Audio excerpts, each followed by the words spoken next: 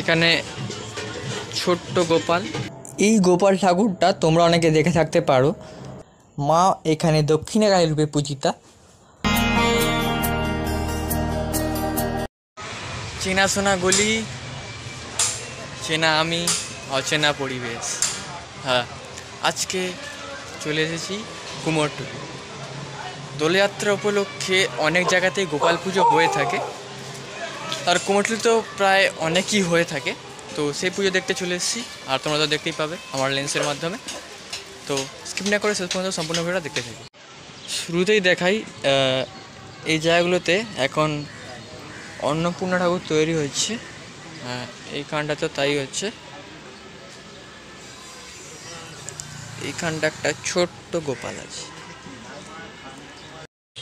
কুমারটুলিতে ঢুকতেই সবার প্রথমে যেটা পড়ে ওটা হচ্ছে আমরা সবাই ছেলেদের আসো। এই গোপাল পুজোটা এখন একটু ঘেরে আছে, তবে যতটা সম্ভব দেখাইতে হবে।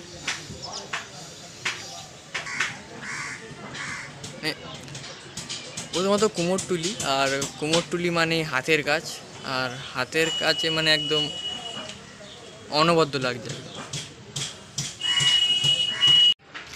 এটার পরে ওদিকেও হচ্ছে, কিন্তু তার আগে আমি এই দিকটাতে যাই।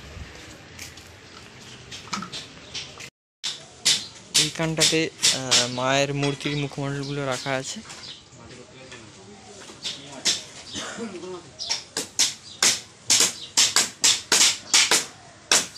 সামনেই যেহেতু অন্নপূর্ণা পুজো, তাই কাজ টুকটাক কাজ চলছে এখন কুমোরটুলিতে। মানে অতটা ব্যস্ততা নেই যতটা এমনি আমরা দেখতে পারি আর কি। মানে একদম সামনে তো সেরকম বড় কোনো পুজো নেই, অন্নপূর্ণা পুজো আছে সামনে। এখানে ছোট্ট গোপাল, মানে মুখটা কতটা সুন্দর লাগে দেখো।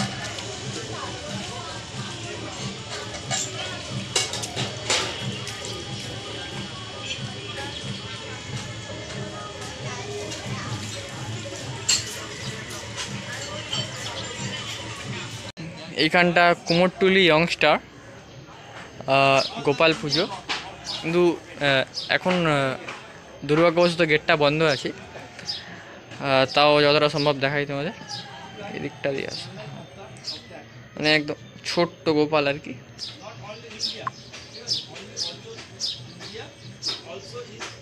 কতটা মিষ্টি মুখ।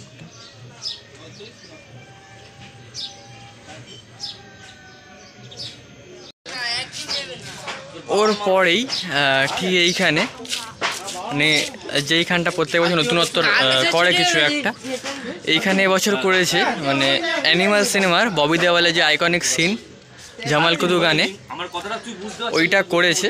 কিন্তু দুর্ভাগ্যবশত প্লাস্টিক দিয়ে ঢাকা আছে, তাও জানি না কতটা দেখতে পাচ্ছ তোমরা। আর এই হলো গোপালটা। কৃষ্ণ আর রাধার একটা যুগলবন্দির একটা মানে একটা শাইনিং থাকে না, যে কোনো মানুষের প্রেমের একটা চিহ্নিত করা। এই গোপালটা মানে বাকি গোপালগুলোর থেকে একটু আলাদা টাইপসের, মানে একটু ধাঁচটা অন্য। দিনটা হচ্ছে রাধা কৃষ্ণের একটা স্পেসিফিক দিন, যেখানে চারিদিকে ফুল আছে। দোল খেলে পুরো পেনটাকে চারিদিকে কালারফুল করে ছড়িয়ে দিয়েছে। ওই গোপাল পুজোটার পরে এইটা আমার মনে হয় খুব সম্ভবত কুমারটুলি সাজপট্টির দক্ষিণাকালী পুজো। আর যেহেতু এটা সাজপট্টির, তাই জন্য সাজে তো মানে সুন্দরতা থাকবেই। আর সাথে সাথে এখানে ব্রহ্মাও পূজিত হচ্ছেন। কালী পুজোর পরে ঠিক এই দিকটাতে এই গোপালটা দেখো, মানে কতটা কিউট। এখানটা প্রত্যেকবারই একটু অন্যরকম করার চেষ্টা করে, এবার ওরও তার অন্যতা হয়নি। অ্যানিমেটেড হিসেবে তুই দেখলে ঠিক আছে, একদম পারফেক্ট। গোপাল ভাট টাইপ বা অ্যানিমেটেড ঠিক আছে।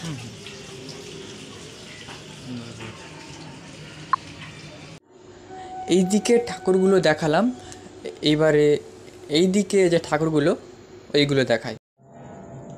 এই গোপাল ঠাকুরটা তোমরা অনেকে দেখে থাকতে পারো, কারণ গতকাল এই ঠাকুরটা ইনস্টাগ্রাম রিলস বা স্টোরিতে যাই বলি না কেন অনেক আপলোড হয়েছিল। এই গোপাল ঠাকুরটা নিয়ে আমার বেশি কিছু বলার নেই, কারণ দেখতেই পাচ্ছ ঠাকুরের যে মুখের মিষ্টতা, যে সাজ, সবগুলোই একদম অনবদ্য। আর যেহেতু ব্যাকগ্রাউন্ডটা রেড কালার ইউজ করা হয়েছে, তাই জন্য বিষয়টা আরও ভাল লাগছে। আর এই গোপালটার উচ্চতাও বেশ অনেকটাই।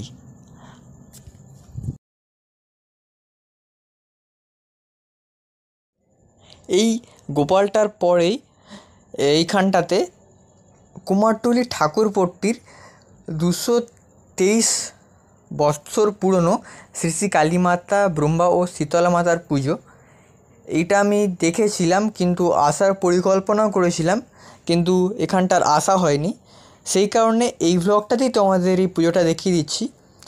আর ওই যে মণ্ডপটা দেখা যাচ্ছে, এই হলো মায়ের মূর্তি। মা এখানে দক্ষিণাকালী রূপে পূজিতা। আর মায়ের উচ্চতা বেশ অনেকটাই। আর তার সাথে সাথে এইখানে মা শীতলা এবং ব্রহ্মা পূজিত হচ্ছেন। এই পুজো নিয়ে আলাদা করে কিছু বলার নেই, এটা বেশ পুরনো পুজো, বেশ ঐতিহ্যবাহী পুজো, সেই কারণে আমার কিছু বলা সাজে না।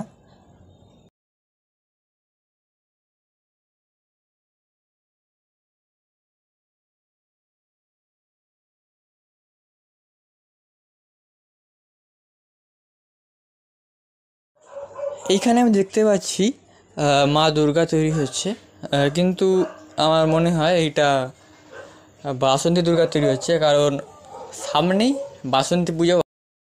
এইটা হলো কুমারটুলি ইয়ং বেঙ্গল স্পোর্টিং ক্লাবের গোপাল পুজো।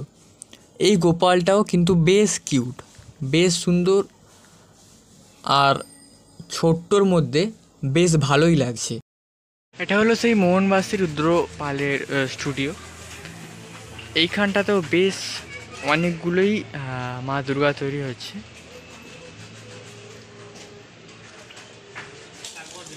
ব্লগের শুরুতে যেই ঠাকুরটা দেখালাম ওইটা হলো এইটা, একটু আগে ঘেরা ছিল, মানে ফেরার সময় দেখলাম সরানো আছে, যেহেতু তো একবার ভালোভাবে দেখিয়ে দিই।